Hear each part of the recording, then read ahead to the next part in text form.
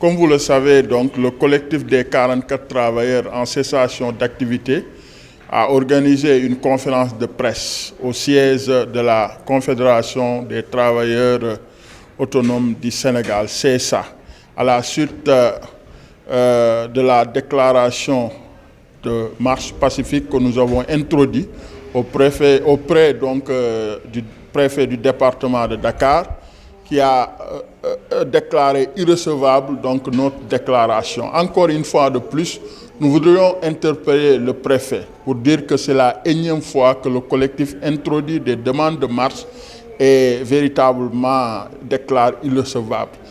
Nous déclarons que la demande de marche est un droit constitutionnel que nous devrons accorder aux travailleurs qui veulent manifester leur mécontentement face véritablement au refus, n'est-ce pas, des autorités du ministère des Mines d'appliquer les directives du Premier ministre et les instructions du Président de la République. Comme vous le savez, le pacte de stabilité sociale pour une croissance inclusive et durable a pris en compte la réintégration des travailleurs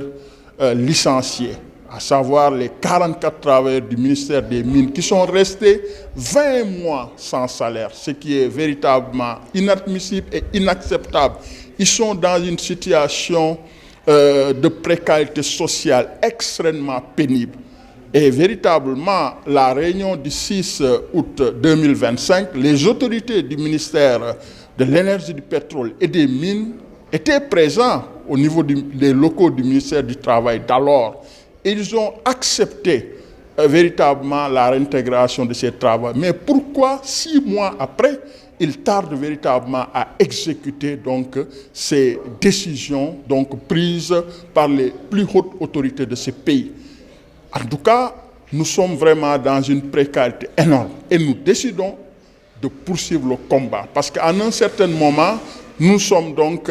restés dans notre coin en laissant les centrales syndicales de mener véritablement donc les négociations pour que les travailleurs puissent être intégrés. Aujourd'hui, si le ministre Birame Souleye Diop et son DAGE qui refuse non seulement de payer les 20 mois d'arrière de salaire et aussi donc refuse par la suite donc d'intégrer ces travailleurs, nous ne le serons pas faire. Nous avons décidé, n'est-ce pas, de saisir donc tous les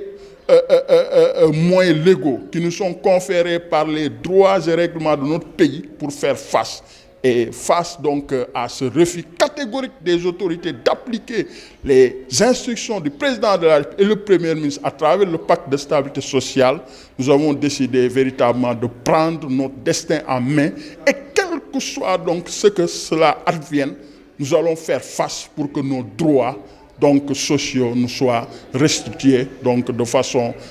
intégrale.